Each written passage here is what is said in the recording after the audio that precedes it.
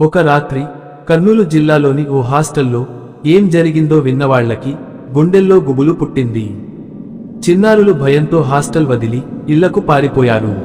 కాని నిజంగా అక్కడ భూతముందా లేక ఇది పుకారేనా? ఆ రాత్రి కథ ఇప్పుడు వినండి. వీడియోలోకి వెళ్లే ముందు ఇలాంటి వీడియోల కోసం సబ్స్క్రైబ్ చేయండి, లైక్, షేర్ చేయండి. 2019 జూలై నెల కర్నూలు జిల్లా సి బేలగల్ దగ్గర ఉన్న AP model residential school girls hostel. ఇక్కడ దాదాపు 75 మంది విద్యార్థినులు ఉంటారు.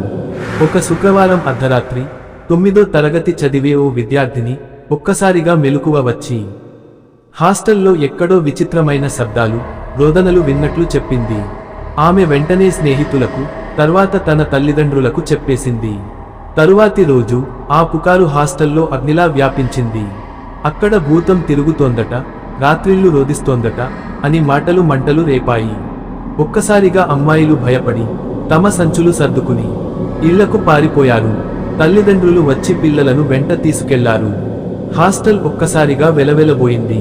ప్రిన్సిపాల్, టీచర్లు ప్రయత్నించారు ఇది కేవలం పుకారు, నిజం కాదు అని చెప్పడానికి. కానీ ఎవరూ నమ్మలేదు. ఆ తరుణంలో విద్యాశాఖ అధికారులు స్వయంగా హాస్టల్లో రాత్రి గడిపారు. ఎంఈఓ జ్యోతి గారు హాస్టల్ స్టాఫ్తో కలిసి అక్కడే రాత్రంతా ఉండి విద్యార్థినులకు ధైర్యం చెప్పారు.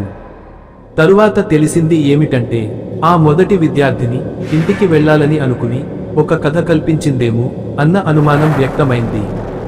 అయినా రాత్రి సమయంలో వినిపించే చిన్న చిన్న శబ్దాలు పుకారుతో కలిపి అందరి మనసుల్లో భూతం భయాన్ని నింపేశాయి.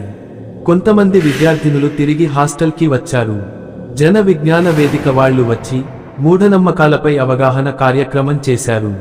కానీ ఒక ప్రశ్న మాత్రం ఇంకా మిగిలింది. ఆ రాత్రి నిజంగా కేవలం పుకారేనా, లేక ఎవరికీ తెలియని ఏదో రహస్య శక్తి హాస్టల్ గోడల మధ్య తిరిగిందా?